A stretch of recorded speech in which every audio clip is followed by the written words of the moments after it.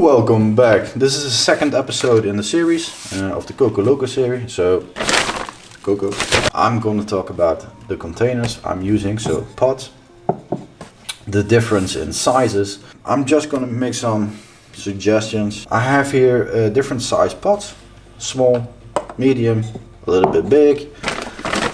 This is actually a full size pot, it's just a container. And some people use the double cup method.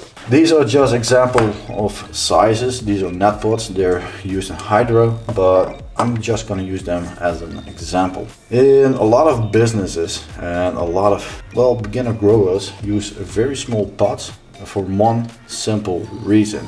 Small pots you cannot drown. When you use a little bit of water, this will dry out with a couple of days and the roots will not waterlog, so they will not drown.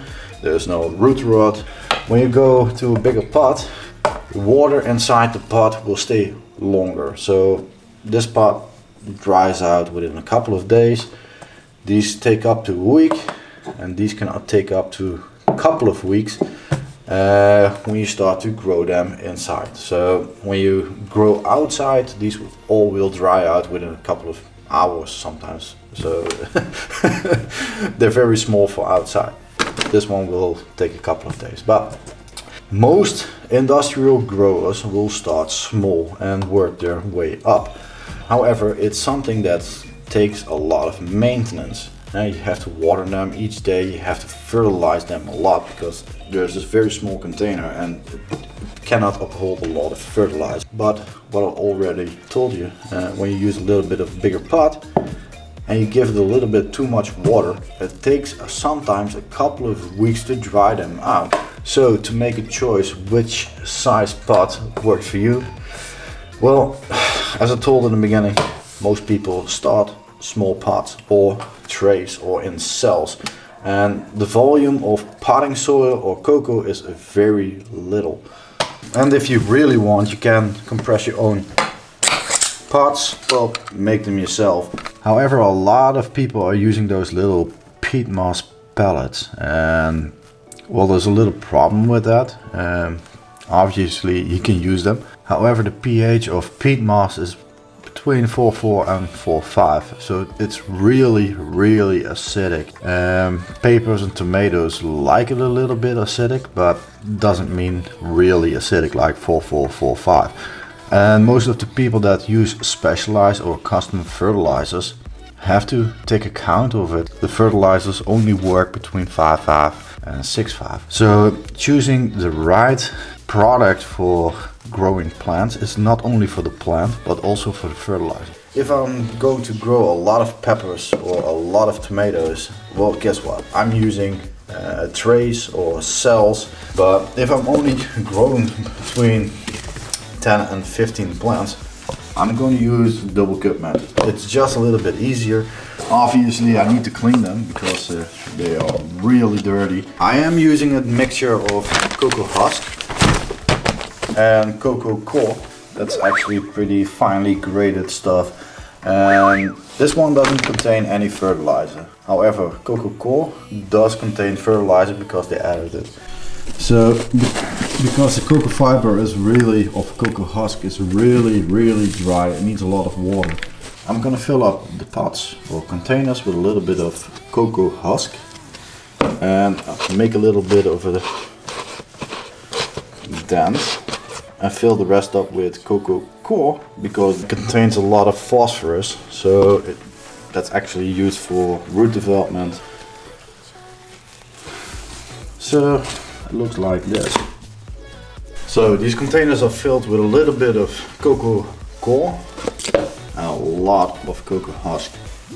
Because the little peppers already developed a long root system, I can push down the pencil a little bit deeper.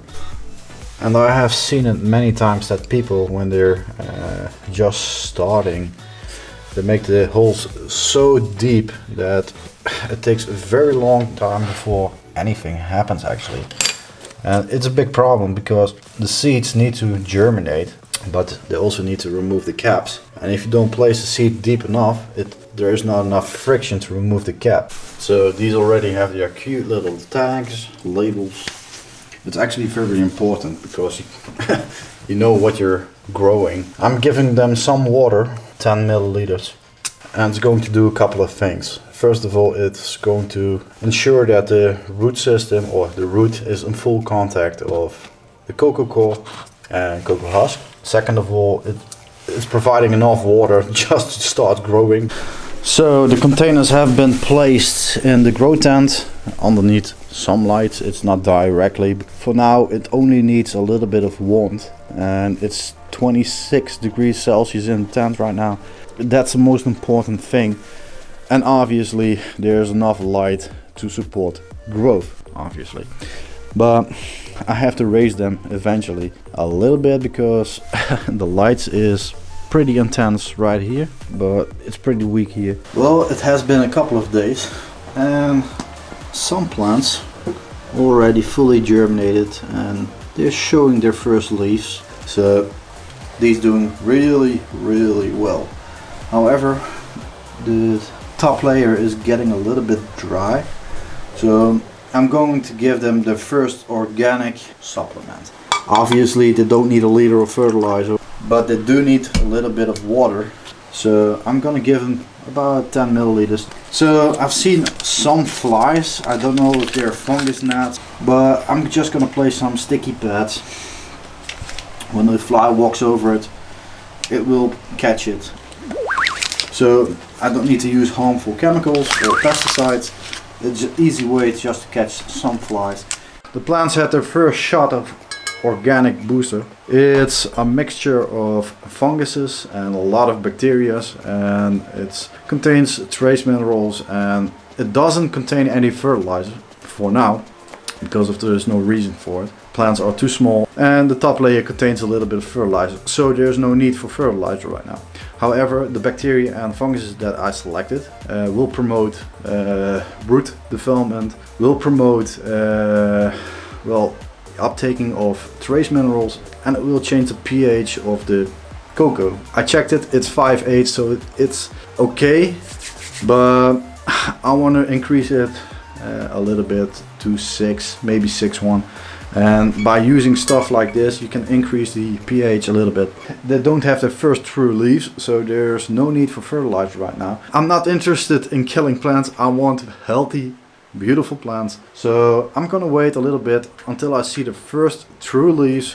Then I'm introducing a little bit of fertilizer just to give it a little bit. Number one, if you are going to use cocoa, be sure you know how to use cocoa, because it's a very different grow media than potting soil or dirt, and you have to use fertilizers that's specific for cocoa. Tip number 2, don't use peat moss pellets. If you are using a peat moss mixture, it doesn't make a lot of difference, but if the pellets are full peat moss, it's gonna give it a little bit of growth problem, because peat moss it's very acidic. It has a pH of 4 upwards to 4.4, so it's very acidic for pepper plants and very acidic for tomato plants. Tip number 3, when you see fungus gnats or little flies or insects crawling over the dirt or over the cocoa, remove it. Don't wait until you see a lot of problems, but now it's wet and moist on top, and aphids and fungus gnats love that. So when you see some bugs, kill them. Also, yet again, if you're not sure about growing in cocoa, or you're used to one type of growing method like potting soil, try it out with a couple of plants, not with all the plants. Growing peppers in cocoa is a very different experience. A lot of people who never used cocoa before, well, they're gonna be scared a little bit about how much fertilizer you're going to use.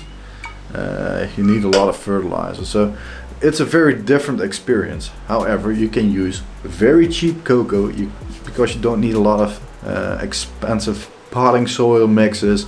You don't need perlite, you don't need any stuff that makes the ground a little bit loose or aerated, because cocoa is already aerated. It's cheap, it's a byproduct. However, there's also very expensive cocoa, so make the choice between quality and quantity. However, this is the Coco Loco series for now. It's the second episode about containers and a little bit about Coco. But these plants will grow pretty fast, so the next episode is about fertilizers and the different types and what you should use, what you shouldn't use. That's for them. So for the people that are not subscribed to the channel, please remember to subscribe and press the bell icon for the latest updates. But for now, see you next time.